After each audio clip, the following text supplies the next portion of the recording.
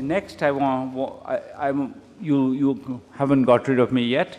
There'll be a panel discussion now with two of my favorite people, Rachel Glennerster, who's Associate Professor of Economics at the University of Chicago, she was from 2004 to 2017, she was the Executive Director of JPAL, and she was with Esther and me and a few others, the person who made JPAL happen. So she will be here, and she will talk about, she was then chief economist of what was the first DFID and then FCDO, and has both experience in, she's a researcher, she was in government, and she was a leader of JPAL.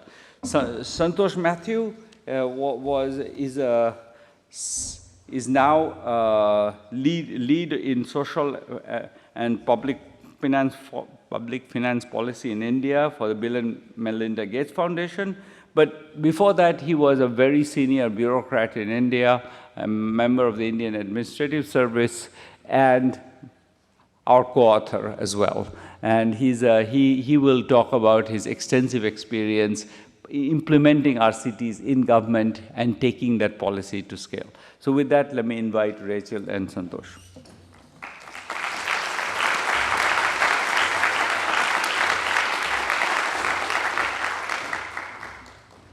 So let me start with Rachel. Okay, so you worked in government as both as a part of a donor organization and as a part of a receiving organization.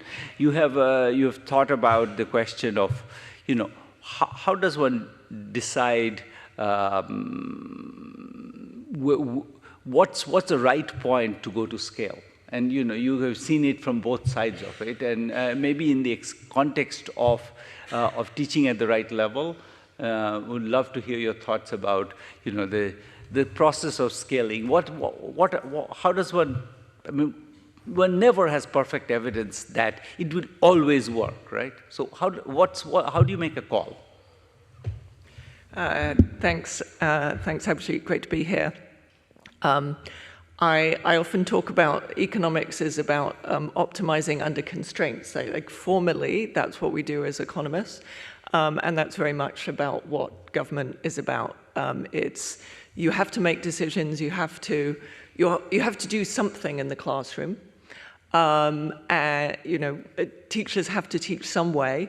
So it's not that you should be waiting until you have 100% certainty about something. You have to, use the resources you have as best you can, and that's the call that you're making. It's, what would we be doing otherwise, and what evidence do we have to that we could do something better? So let me just talk about teaching at the right level, teaching at the right level, which I started working on when I was, working with you on studies in India. And I was, and seeing this program work, and just because most of my experience up to then had been in Africa, I kept thinking, this problem is something that I have seen so many times in sub-Saharan African classes. The problem that TAL was designed to address was that children were behind the level of the curriculum, as you explained, and they weren't able to follow what was going on. And I'd just seen that happen. So the first thing in deciding whether to bring evidence from one place and apply it somewhere else is, does this place have the same problem, right? So and that seemed quite clear to me, but when we went to the process of bringing TAL to Africa, the first thing we did was a diagnosis of where is it that has the same problem that India was struggling with, where children were falling behind the curricula. And that's why I was working with JPAL Africa at the time, and we went around scoping what parts of Africa had this problem. And Zambia came up because the Zambian government said, we have succeeded in getting children in school, but we're really worried because they're falling behind the curriculum, and we want to design a catch-up program.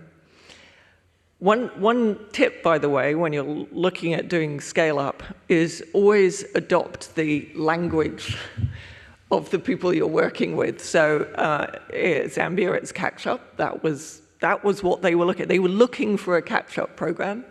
In Côte d'Ivoire, it's PEC. It's not TAL. It's the words of the local country.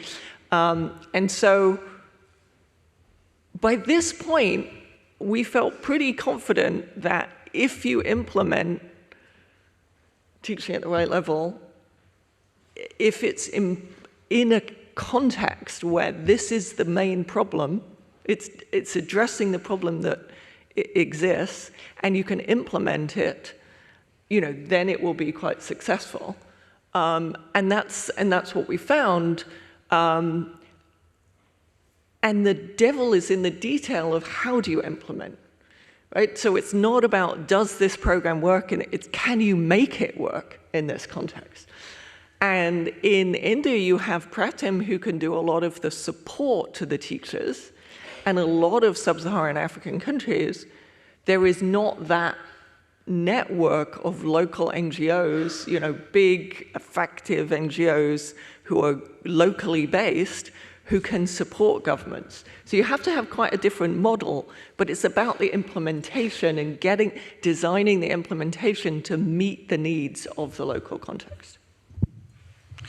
Santhosh, I would ask you more or less the same question.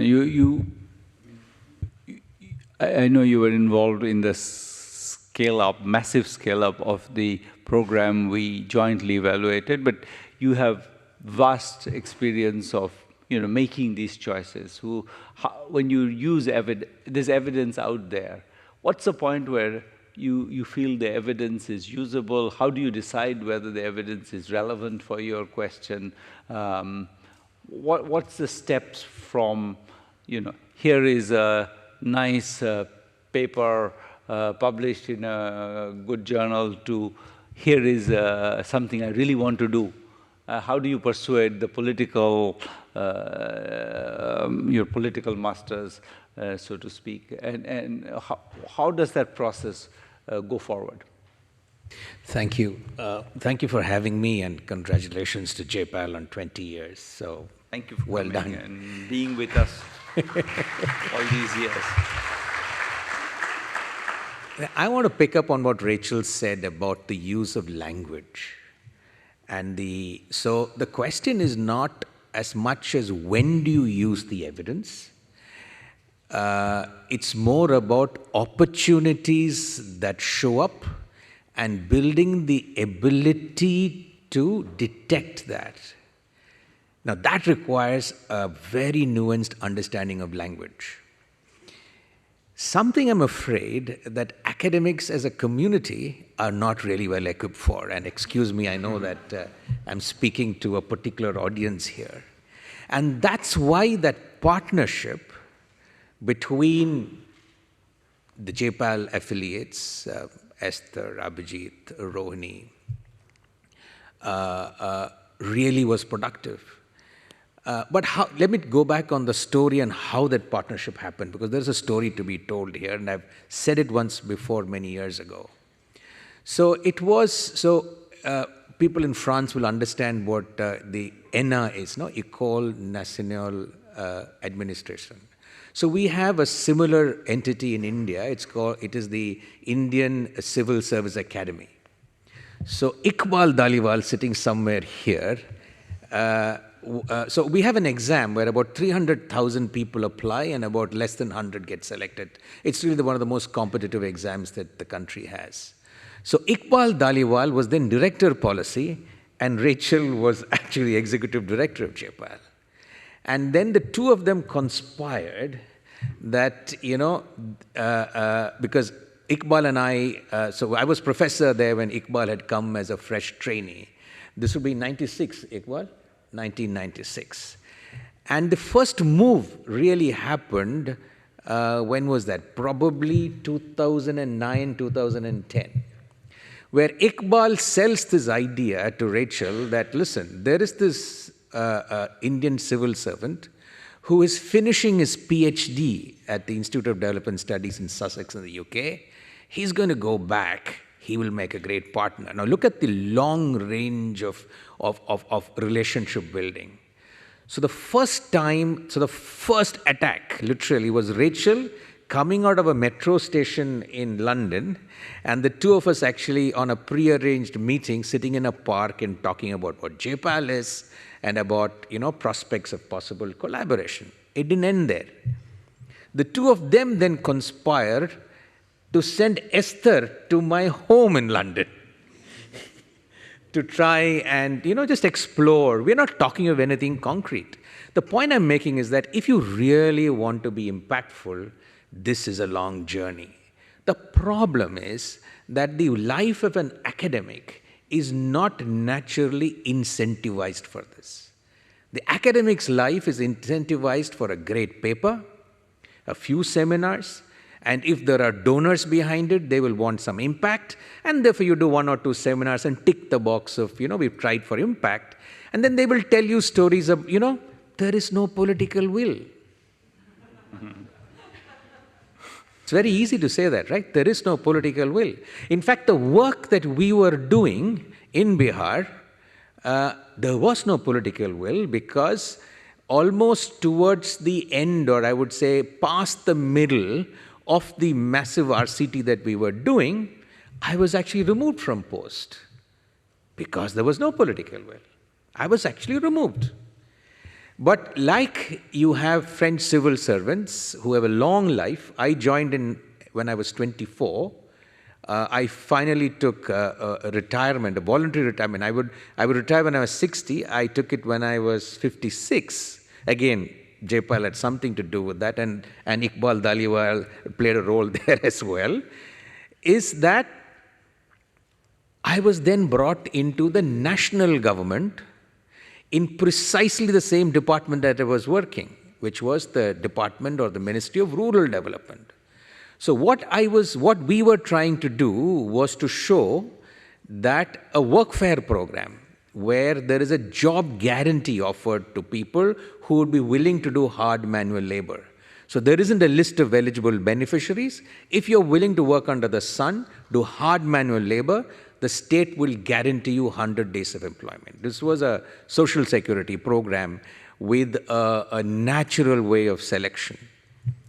But the hypothesis that we were working on is that the problem was that the poor states of India, where large uptake of the program should have happened, it was precisely there that the program was not having huge uptake.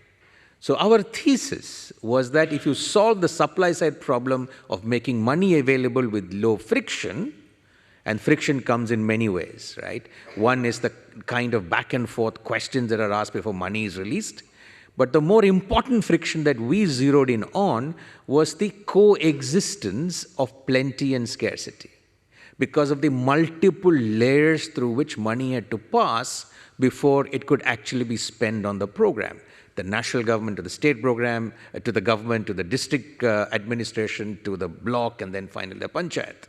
So what you have is that till you are able to aggregate and show 60% expenditure, you can't get more money from Government of India. So one district will have money, the other will not. One panchayat will have money, the other will not. Scarcity, plenty coexisting. We finally, many years later, we were able to get the national government, again with support from Jaypal, to actually put out a number which is $15 billion worth of float existed in the government system. And that's not a small sum of money even for the Government of India. But then how did we make this happen? So one, I had come to the Government of India ministry. We actually moved a cabinet note in which the paper was cited. It was yet not a peer-reviewed journal paper by then, because that happened in 2020. It was still a working paper which we actually gave to our donors. It was 3IE, I think, at that particular stage. But we were able to give a citation. So what stage? You need a citation. Working paper, will do, provided the authors are of the credibility that we had in that particular study. I'm not adding the credibility, I'm pointing to other people who are our research partners. That's number one. Number two, to be able to produce the 15 billion number is alarming. But what it gets you is, it gets you year time. Then again, another accident of history took place. Prime Minister Modi becomes Prime Minister, and he sets up a committee of secretaries. These are the senior-most bureaucrats in government, to actually suggest on various things. And one of the topics he chose was innovative budgeting and effective implementation. Innocuous, right? But because I was in government, and by then Esther had very kindly, on my request, actually made available a full-time research assistant who was actually working with me in curating the findings of our study, because this is not my day job, right? So, and I didn't have the capacity to do that. But making available a person who worked full-time, almost for 2 years, and a partnership that started in 2013, this is 2023, and we are still partnering. She's just finished her PhD from UC Berkeley and has become an academic in that period, and we are in the middle of almost completing an OUP manuscript. So I'm just talking about the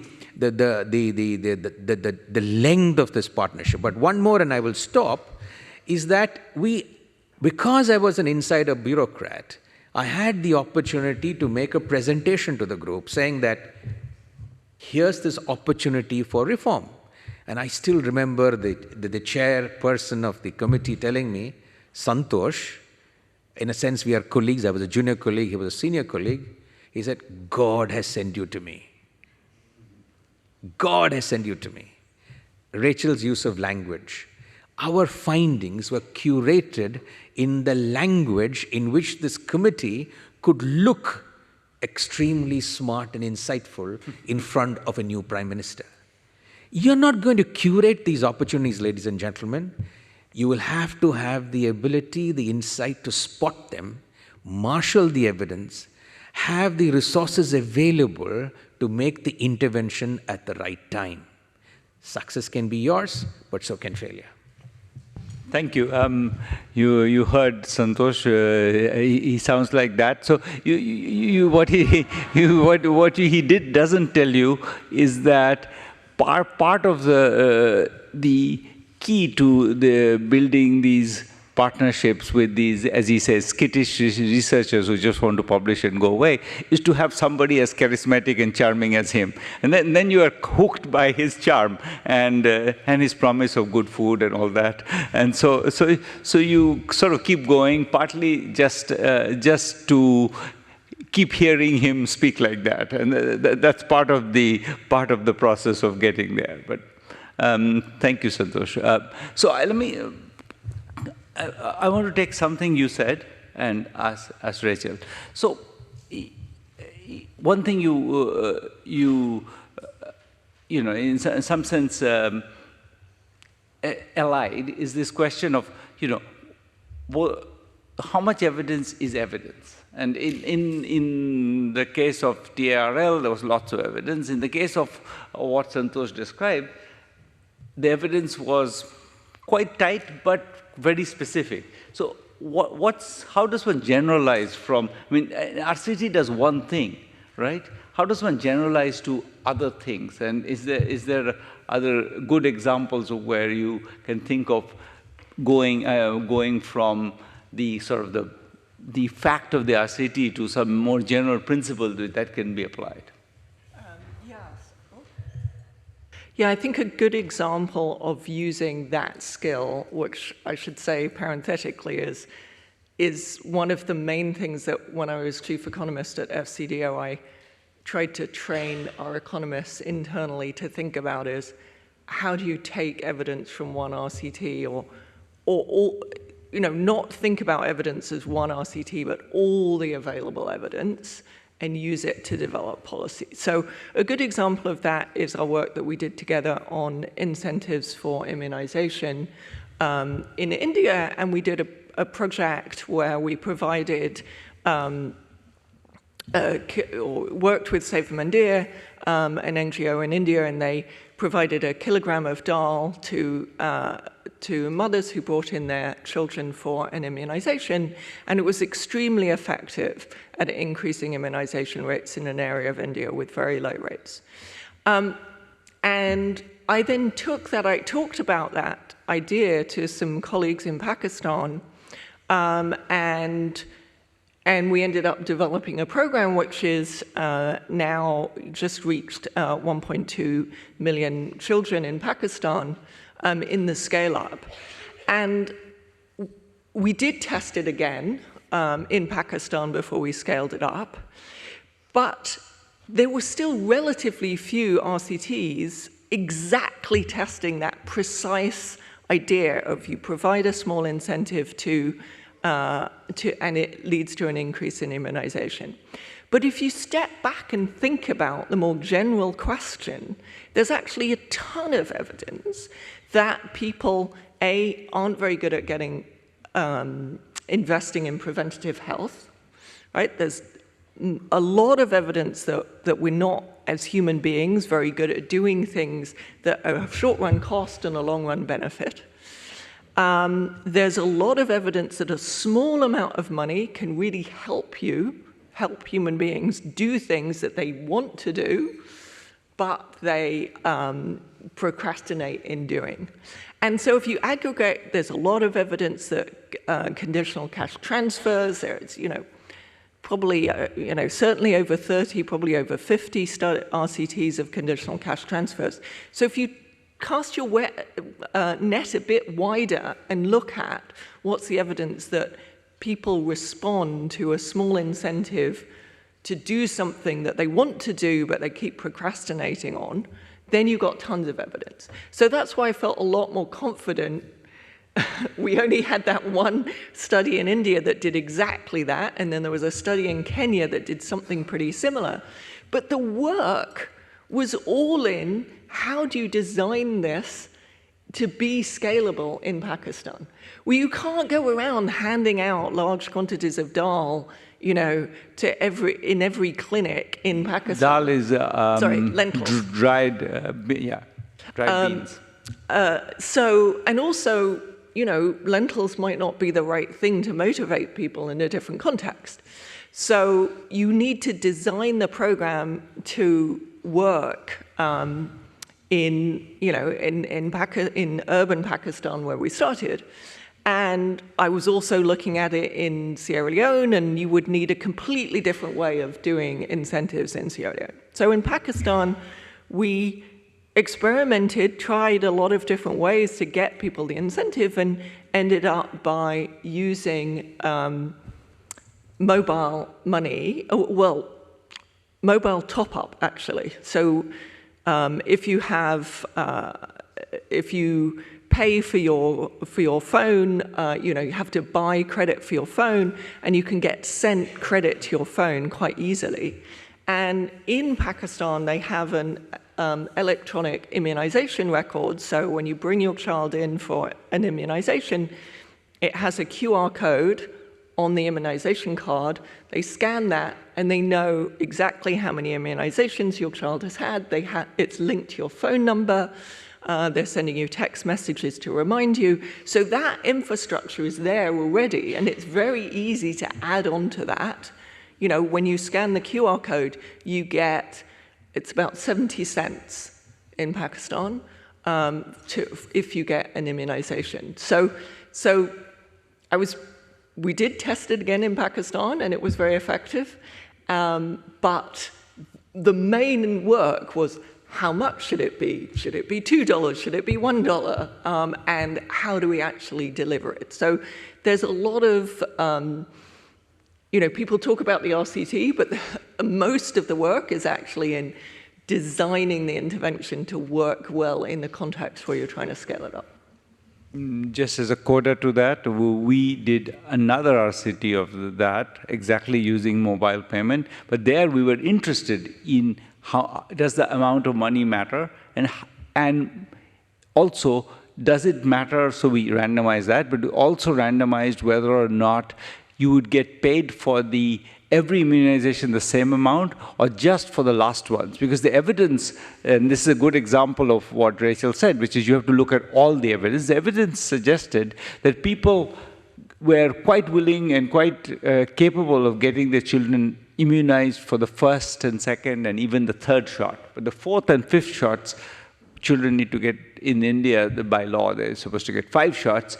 The fourth and fifth shots is where all the deficit happens. It goes from something like 80% to something like 20% in that gap. So and I think we discovered that rewarding the last immunizations was the most cost-effective way of doing it. So that's just to continue that story. There isn't, you do something, as Rachel said, you don't stop. You do something, you take a decision, we're going to give incentives. If you don't know, then maybe you give the same incentive for every shot. But eventually, I think what the evidence suggests is rewarding the last shots is the most cost-effective way of providing incentives. Although, interestingly, in Pakistan, we did the same thing of, trying different amounts and different schedules, but the government they just want to go with a flat amount because it's just simpler, so you've got to take that into account too, because, they're like,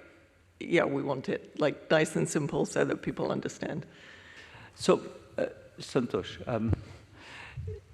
is there a place where some evidence that, as we were discussing, evidence is, RCTs are, we like them because they are both reliable and simple to interpret, but sometimes there's evidence that's also stares you in the face. And it's also, is there an example of somewhere where you felt that the evidence, you used evidence which was not from an RCT and you felt comfortable doing it?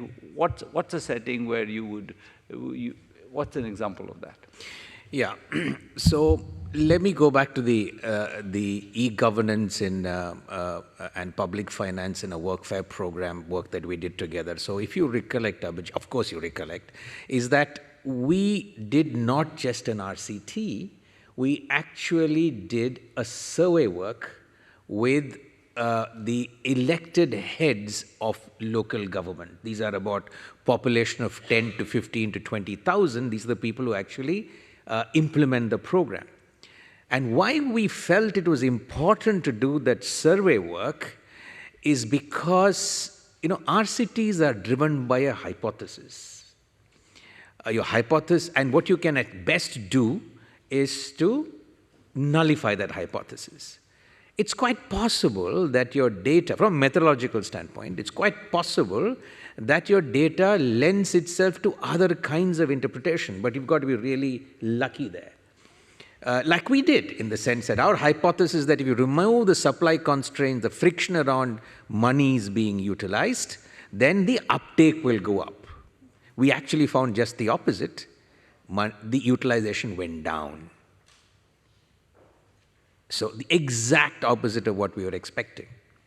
Efficiency went up. Wasted money that disappeared somewhere went down, but the actual uptake of the workfare program went down as well. And that's because of reduction in corruption, because of the transparency that the methodology and of the treatment that we adopted. I will not get into the details. The point answering Abhijit's question is that because we had a survey going, we also got scientific basis, which by the way we were not fully exploited in our publications, is the story that there is a particular reason why this happens. So because there are delays in money coming from the higher formations of government, these local elected representatives actually act as money lenders. Because the poor people who work need payment either on a daily basis or on a weekly basis. The money comes once a month, once in 2 months, sometimes once in 6 months. So what are they doing?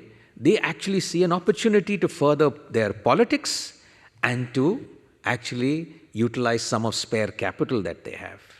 Politics because they're providing work, spare capital, high rate of return, because they are lending this at rates of 30 to 40% which actually works because the internal rate of return for a worker, by crashing the delay, they're willing to pay up. But this has a self-limiting implication because you have to falsify a record to make that payment.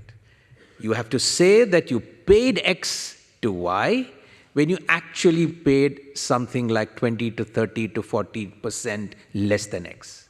So you can only give work to people in whom you have confidence that they will stand up for you when a possible investigation can come. So I'm talking here about the mixed methods. Although RCT was our arrowhead, we also had survey work going on. If you have time, can I talk of another instance? Go ahead. Yeah. So here is an instance where I am talking of no RCT and no survey. So India has a state called Uttar Pradesh. I was just checking up the exact population. It's 228 million people is the population of the state. So state in India is you have the country government, you have the state government, below whom you have the district administration, and then so on and so forth. So 228 million people.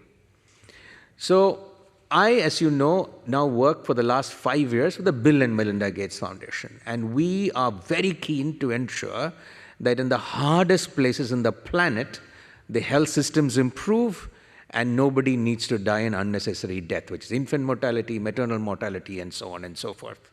So we chose Uttar Pradesh as our long-term partner, Bihar as the other long-term partner. We have more than 10 years of work in Bihar and little less in Uttar Pradesh. So when we looked at the science behind high infant and maternal mortality, one of the interventions that the technical field suggested to us is an intervention with nurses. And government was happy because, and they announced large number of vacancies for nurses, and they decided to recruit nurses. And what did they find? That not even 2% of the nurses who applied for the job were actually employable. But the field had actually no answer to it. The field had no answer to it. They said, we need to do nurse mentoring. Now, what do you do nurse mentoring for if the entire field is broken? The production of nurses and the recognition of whether a nurse is competent or not, if both are broken. So, I'm talking of no RCT, no survey, and how we used a particular narrative to be able to bring reform. We also looked at the women's labor force participation in that state, 25%. So this is again my partnership with JPAL and the training that I got as a PhD student. So we actually made the proposition to the political head that here is an opportunity for you to give jobs to women. And imagine what jobs to women can do for your electoral prospects. Then we said something else. There is a global shortage of nurses. You can really become the global capital for providing nurses jobs. Then he said, what do I have to do? He said, you have to do two things. George Akerlof's famous paper on lemons and second-hand cars, that's the narrative that we adapted. We said the problem is, in nursing colleges, you cannot, the market, people seeking to become a student, therefore to pay for it, they cannot make out the difference between a peach and a lemon. A good training institution and a bad one. And the recruitment system and the career progression system has no way of discovering who's a horse or who's a donkey. I'm not belittling donkeys here. They are very good for certain things, but certainly not for nursing. So it is this narrative that we can actually use a labor market approach to fixing the system, but using, again, Rachel, I'm going back to you, the language. Remember that they are as much entrepreneurs. For me, I've spent over 3 decades working with senior politicians in India. And if there's one lesson that I repeatedly take away and I want to share with you, they are political entrepreneurs. They are led by their market. And if there's one place where you can find out what is really in their minds, is actually look at the political rhetoric. Not what they do, but the rhetoric that they produce, especially at the time of elections. How many of us as academics actually pay attention to political rhetoric as a way of, designing our RCTs or any other methods that we want to use to be able to influence policy? But here was his opportunity, because I'm situated with a philanthropy, very closely interested in solving for a problem. And that's when we bring in the right narrative and open up for another RCT, for sure, but we've already begun to influence. But I can assure you that this is not going to go far, either inside my philanthropy, the Bill and Melinda Gates Foundation, or with politicians in other parts of India or the world, till a proper RCT is done to be able to measure peaches and lemons, horses and donkeys, labor market approach, and clearing the information asymmetry. Does it really work? Amen. Rachel, last words?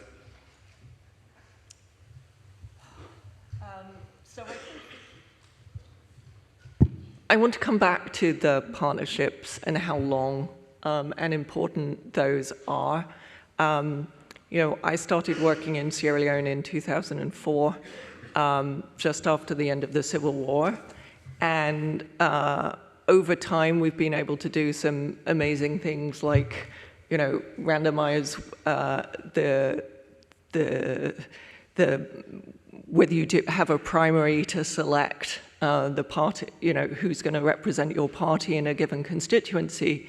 Well, how is that possible? It's because we've been working with people for decades, and they trust us, and we understand their language, what makes them tick, what might persuade them to be able to do things.